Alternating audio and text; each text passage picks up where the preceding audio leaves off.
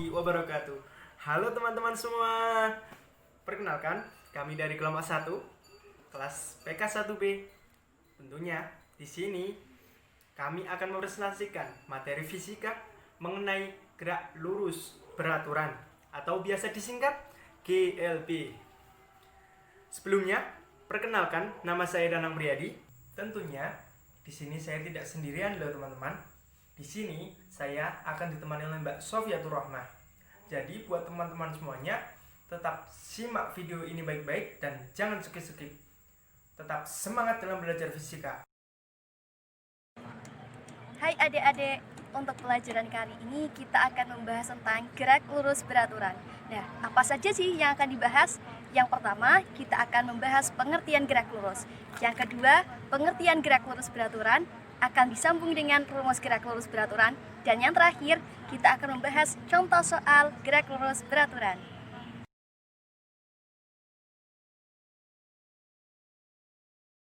Gerak lurus merupakan peristiwa gerak benda yang memiliki lintasan berupa garis lurus.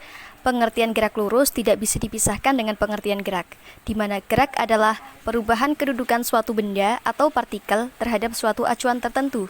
Acuan tersebut dapat berupa acuan yang diam atau acuan yang bergerak. Gerak lurus disebut juga sebagai gerak satu dimensi. Lurus beraturan atau biasa disingkat GLB adalah gerak suatu benda yang menempuh lintasan garis lurus, di mana dalam setiap selang waktu yang sama, benda menempuh jarak yang sama.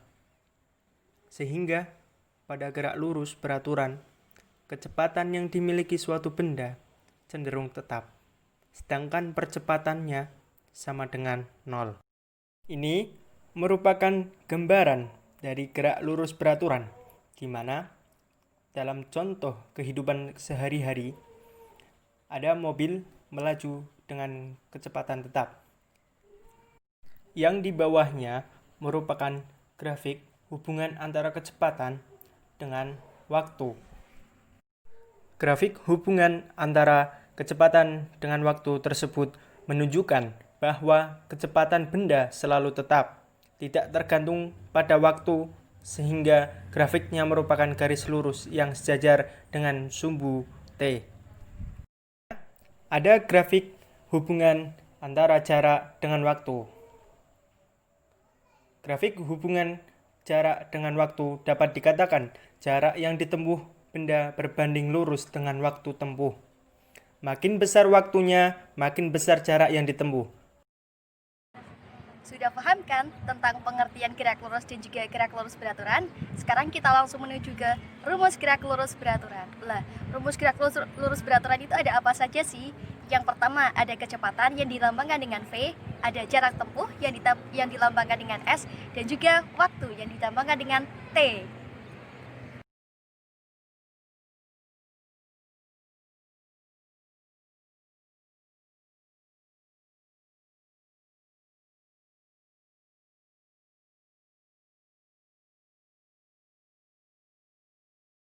Dari gambar tersebut menyatakan bahwa rumus kecepatan adalah jarak dibagi waktu. Dengan begitu, bisa kita peroleh bahwa rumus jarak adalah kecepatan dikali waktu, dan juga rumus waktu adalah jarak dibagi kecepatan.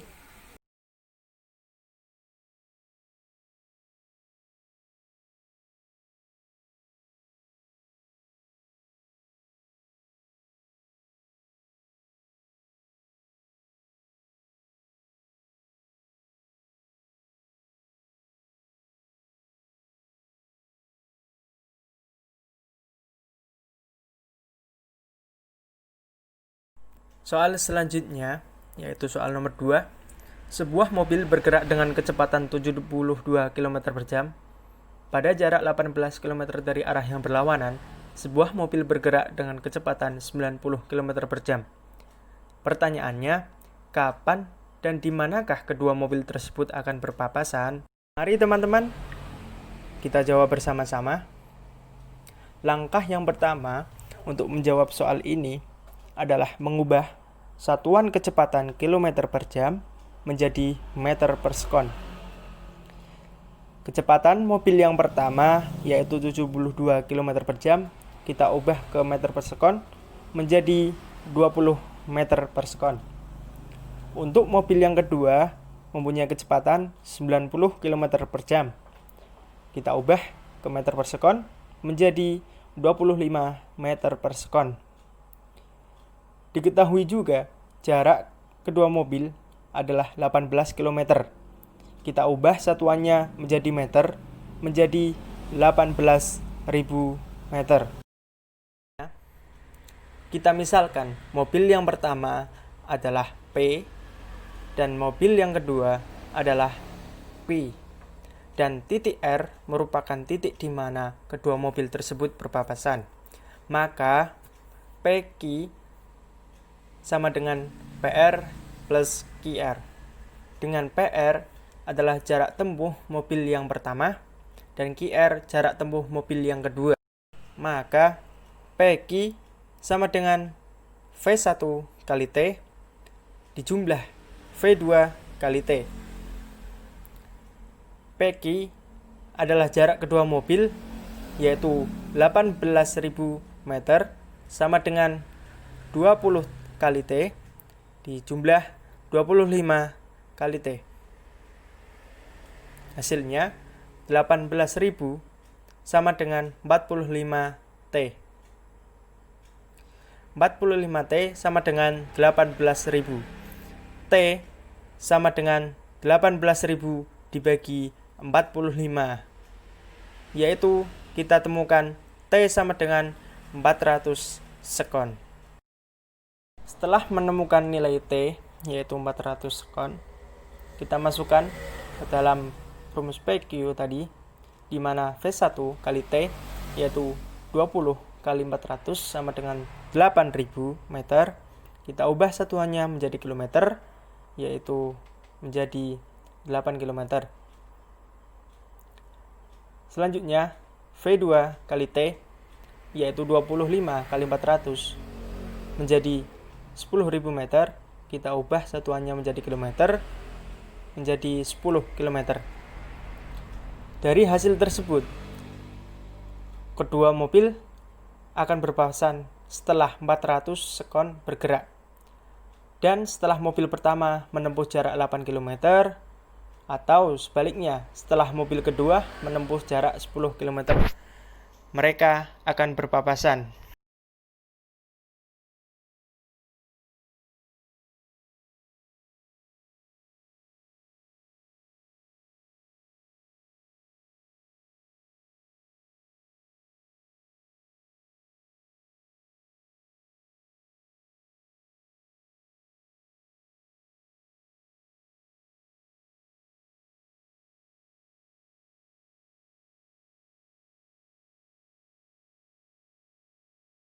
Selanjutnya nomor 4.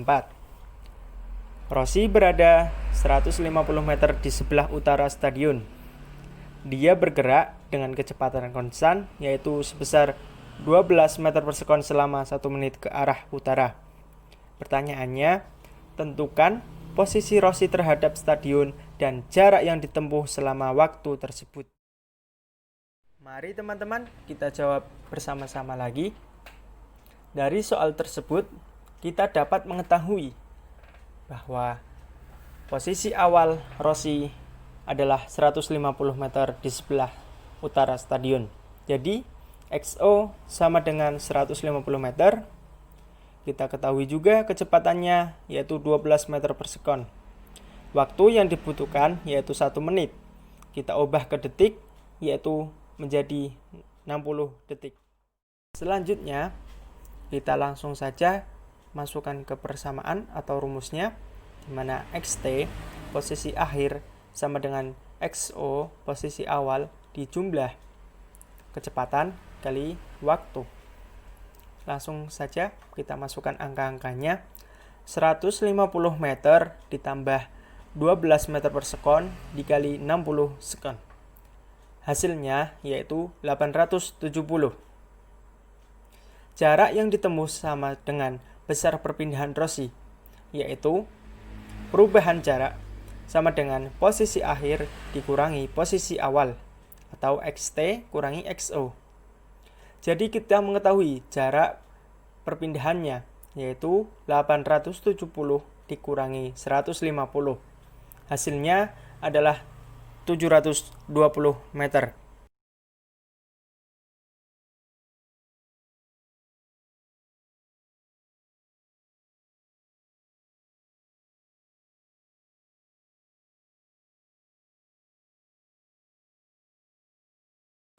Wah, bagaimana teman-teman? Bagus kan presentasi kelompok kami? Pastinya bagus dong. Apakah teman-teman semua sudah paham? Apa sih itu gerak lurus? Apa sih itu gerak lurus beraturan? Dan bagaimana cara kita mengerjakan soal-soal tentang gerak lurus beraturan? Pastinya sudah dong. Iya kan? Aduh, sayang sekali teman-teman. Waktu kami presentasi sudah habis.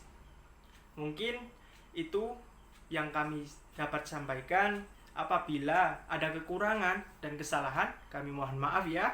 Kami dari kelompok 1 pamit.